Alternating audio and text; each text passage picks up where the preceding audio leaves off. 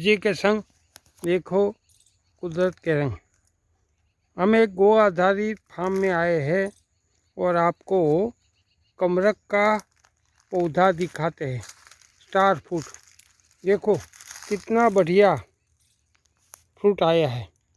करीब 500 से 600 फ्रूट उसमें लगे हुए हैं। देखो पूरा फ्रूट, पूरी गो आधारित खेती है। बस ऐसा एक एक पौधा होगा तो पूरा विटामिन आपके घर में आएगा, बिना पेस्टिसाइड, बिना ज़मीन का दोहन के बिना, गौ माता की कृपा से। तो बस ऐसे फ्रूट के झाड़ लगाते रहो, पंछी भी और अपने परिवार भी खाते रहे। जय हिंद, जय गौ माता।